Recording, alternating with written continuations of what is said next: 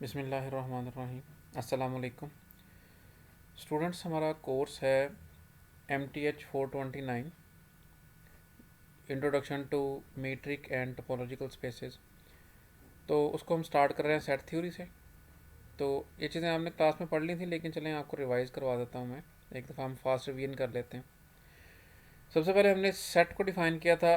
Set की definition है a well defined collection of objects is called a set. For example, set of students of BS physics third semester.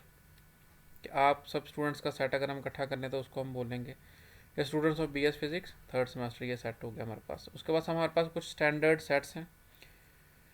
So set of natural numbers, जो क्या होता है 1 2 3 and so on, जहाँ से आपने counting सीखी है तो वो हमारा सेट ऑफ नेचुरल नंबर होता है। उसके बाद सेट ऑफ इंटीजर्स, जी से हम किसको डिनोट करते हैं, वो क्या होता है ज़ीरो से -1 -2 -3 लेफ्ट साइड को, और +1 +2 +3 राइट साइड को। इंटीजर्स हैं ये।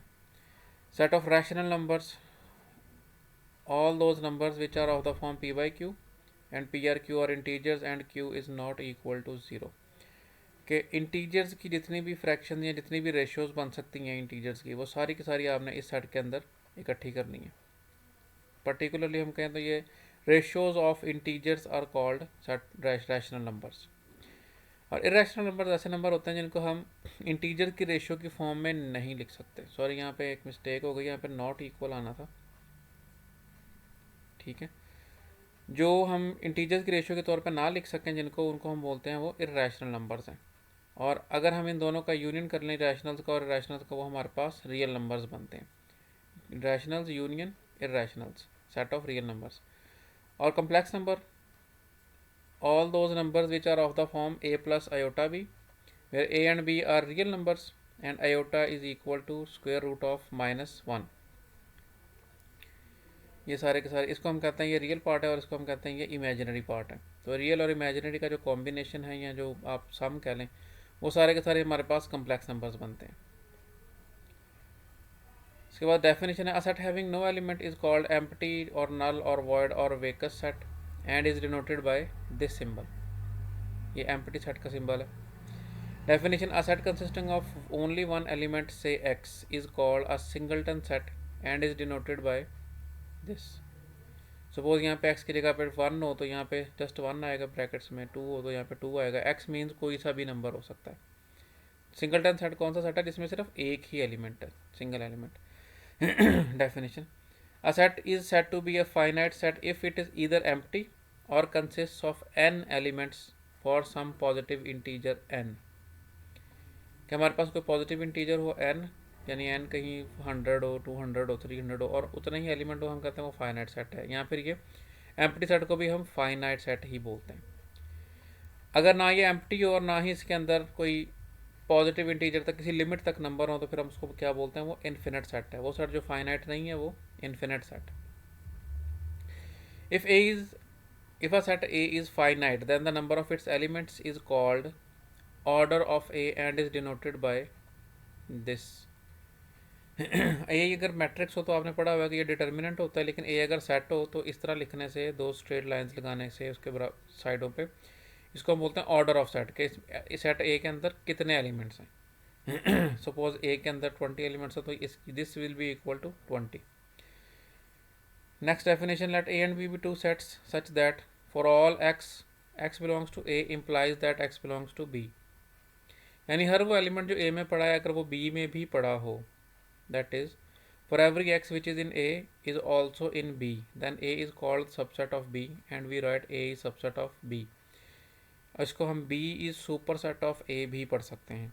ठीक है, A सबसेट है B का और B सुपरसेट होगा A का, अगर हर A का एलिमेंट B में भी पड़ा हो। हमने यहाँ से देखा कि नेचुरल नंबर सारे के सारे इंटीजर्स के अंदर पड़े हुए थे। ये 1 2 3 यहाँ भी 1 2 3 आ रहा है। और इसी तरह हमने देखा था कि इंटीजर्स के भी आप फ्रैक्शंस बना सकते हैं रैशनल। इंटीजर्स की फ्रैक्शन सबके डिनोमिनेटर में 1 लिख दें तो ये सारे के सारे रैशनल हो जाते हैं, यानी कि इंटीजर सारे रैशनल में पड़े हैं, रैशनल सारे के सारे रियल में पड़े हैं, यूनियन में आपको पता सारे आ जाते हैं। और रियल सारे के सारे कम्प्लेक्स में पड़े हैं कि अगर आप बी की जगह 0 पुट कर दें तो सारे के सारे क्या आ जाएंगे, हमारे पास रियल्स आ जाएंगे। तो यहाँ से n सबसेट z का, z सबसेट q का, q सबसेट r का और r सबसेट c का, ये हमने लिखा हुआ है। n सबसेट z का, z subset q, q is a subset of r and r is a subset of c complex number. Clearly all inclusions are proper. Proper का मतलब ये है कि अगर n के सारे एलिमेंट z में हो लेकिन z के सारे एलिमेंट n में ना हो तो फिर हम कहते हैं कि ये प्रॉपर सबसेट है। ऐसा भी हो सकता है कि a के सारे एलिमेंट b में हैं और b के सारे एलिमेंट a में भी हो सकते हैं, वो इम्प्रॉपर सबसेट होता है। तो यहाँ पे क्या है, ये सारे के सारे प्रॉपर सबसेट्स हैं। हम देख सकते हैं कि z के सारे एलिमेंट n में नहीं होते, इसी तरह सारे रैशनल्स इंटीजर्स नहीं होते, सारे रियल्स जो हैं वो रैशनल्स नहीं होते और इस तरह सारे कम्प्लेक्स रियल्स नहीं होते। Next definition, two sets a and b are called equal or identical if and only if they have same elements।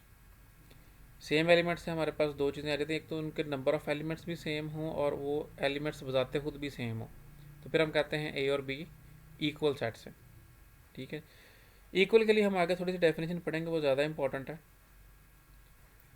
फिलहाल सबसेट का थ्योरम देख लेते हैं। Theorem, if A is a subset of B and B is a subset of C then A is subset of C.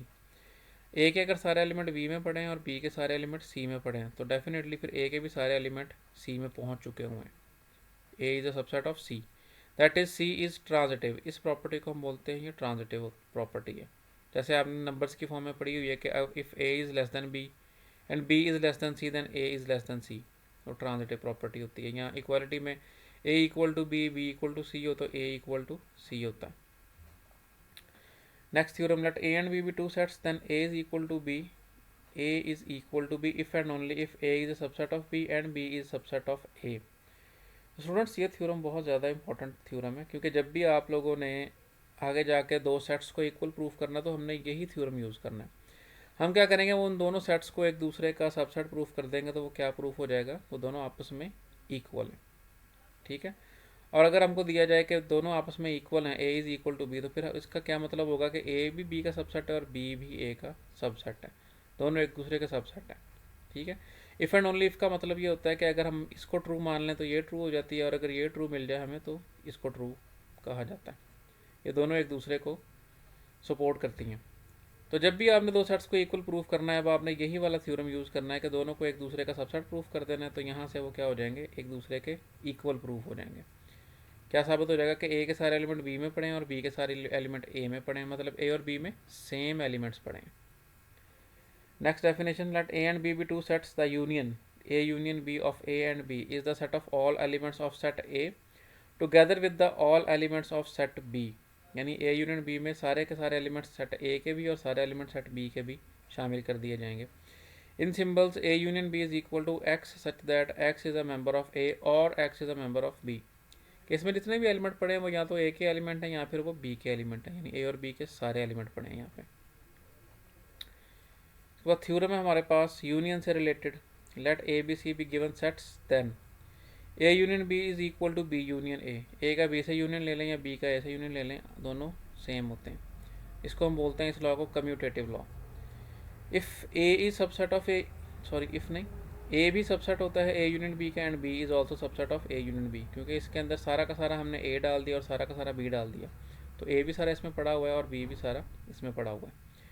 Number third, A is equal to A union A का A से union लें तो वो भी ए ही आता है, उसको हम बोलते हैं आइडेम्पोटेंट लॉ, कि ए को ए से ऑपरेट करें, आंसर फिर ए ही आ जाए, तो फिर हम कहते हैं कि ए इज़ आइडेम्पोटेंट। तो यूनियन की फॉर्म में ए हमेशा, कोई भी सेट जो है वो हमेशा आइडेम्पोटेंट होता है। Number four, A union empty is equal to A, क्योंकि एम्प्टी में कोई एलिमेंट नहीं होता तो वो जस्ट ए के ही एलिमेंट बचेंगे हमारे पास। Number five, A union B union C is equal to A union B union C, associative law. इस बात का क्या मतलब है कि चाहे आपने तीन सेट्स का यूनियन लेना है तो पहले हमें कुछ दो सेट्स का यूनियन लेना पड़ेगा। तो चाहे पहले आप बी सी का यूनियन लेकर फिर ए का यूनियन ले लें, या चाहे पहले आप ए और बी का यूनियन लेकर फिर सी का यूनियन ले लें। इसकी थर्ड साइड भी हो सकती थी कि चाहे पहले ए और सी का यूनियन लेकर फिर बी का यूनियन ले लें, तो आंसर हमेशा सेम आता है, इसमें कोई फ़र्क नहीं पड़ता। Number six, if A is a subset of X and B is a subset of X, A भी एक्स में पड़ा और बी भी एक्स में पड़ा, तो इन दोनों का यूनियन भी एक्स में पड़ा होगा, क्योंकि इसमें सारा का सारा ए है, सारा का सारा बी है। Number seven, if A is subset of B, A is subset of B if and only if A union B is equal to B. कि अगर ए सारा बी में पड़ा है तो जब आप इन दोनों का यूनियन लेंगे तो वो बी सेट ही आएगा हमारे पास, if and only if.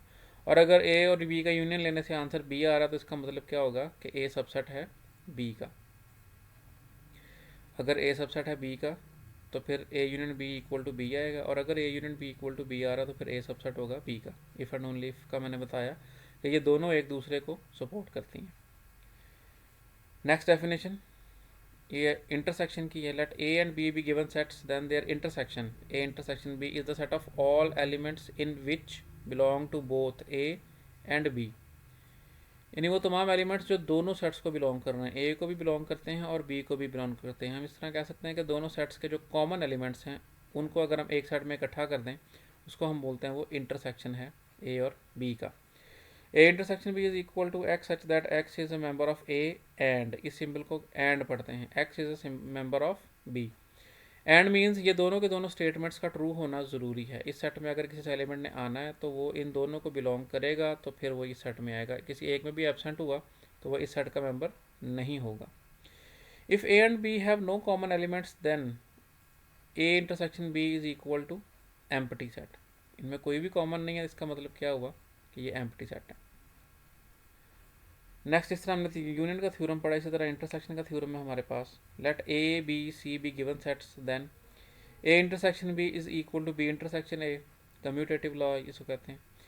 A intersection B subset होता है ए का एंड ए इंटरसेक्शन बी जो सबसेट होता है बी का भी। ये इस तरह से है कि हमें पता है कि ए इंटरसेक्शन बी में कौन से एलिमेंट पड़े हैं जो ए में भी हैं और बी में भी हैं। तो ये एलिमेंट सारे के सारे ए में भी पड़े हैं और ये एलिमेंट सारे के सारे बी में भी पड़े हैं। ठीक है। Number 3 A is equal to A intersection A का ऐसे इंटरसेक्शन लेंगे तो क्योंकि ए में इन दोनों में सारे के सारे एलिमेंट्स कॉमन है तो ये आंसर ए ही आएगा। आइडेम्पोटेंट लॉ बोलते हैं इसको। ए को ऐसे ऑपरेट किया आंसर ए ही आ गया, तो ऐसा एलिमेंट आइडेम्पोटेंट एलिमेंट कहलाता है। नंबर 4 ए का इंटरसेक्शन लेंगे जब आप एम्प्टी से तो आंसर एम्प्टी सेट आएगा, क्योंकि यहाँ पे कोई एलिमेंट नहीं पड़ा, इसका मतलब है कोई एलिमेंट कॉमन नहीं है ए से, तो आंसर भी एम्प्टी सेट आया। Number 5 associative law A intersection B intersection C is equal to A intersection B intersection C. Means to say कि 3 सेट्स का इंटरसेक्शन लेना है आपने तो पहले किसी 2 का लेना पड़ेगा हमें। तो चाहे पहले आप बी और सी का इंटरसेक्शन लेके फिर ए का इंटरसेक्शन ले लें, चाहे पहले आप ए बी का इंटरसेक्शन लेके उसका सी से इंटरसेक्शन ले लें, आंसर सेम आएगा। This is called associative law. Number 6 if A is a subset of X and B is subset of X then A intersection B is also subset of X. X में सारा का सारा ए पड़ा हुआ है और x में सारा का सारा बी भी पड़ा हुआ है, तो इन दोनों के जो कॉमन एलिमेंट्स हैं वो भी एक्स में पड़े ही होंगे। Number 7 A is a subset of B if and only if A intersection B is equal to A. Union में हमने पढ़ा था कि उनका यूनियन अगर बी के इक्वल हो, क्योंकि बी बड़ा सेट था तो यूनियन क्या आता है हमारे पास बड़ा सेट आता है। लेकिन यहाँ पे इंटरसेक्शन है, इंटरसेक्शन क्या होता है छोटा सेट होता है। वो एलिमेंट्स जो ए में भी पड़े हैं और बी में भी पड़े हैं, और अगर ए के सारे एलिमेंट बी में पड़े हैं तो फिर इनका इंटरसेक्शन क्या आएगा, कॉमन एलिमेंट्स कौन से होंगे, सिर्फ ये ए वाले एलिमेंट्स जो हैं वो कॉमन एलिमेंट्स होंगे, क्योंकि बी बड़ा सेट है, बी में कुछ एलिमेंट्स ऐसे होंगे जो ए में नहीं है, तो इनका इंटरसेक्शन क्या आएगा ए। तो मतलब ये हुआ कि अगर ए बी का सबसेट है तो उनका इंटरसेक्शन ए के इक्वल आएगा, और अगर दो सेट्स का इंटरसेक्शन ए के इक्वल आता है, ए और बी का इंटरसेक्शन ए के इक्वल आता है, तो फिर ए जो है वो सारा का सारा बी में पड़ा, यानी ए सबसेट है बी का। तो इन थ्योरम्स का स्टूडेंट्स हमने प्रूफ नहीं करना था, हमारे कोर्स में शामिल नहीं है, तो बाकी इंशाल्लाह इससे अगले लेक्चर में करेंगे। तब तक के लिए अल्लाह।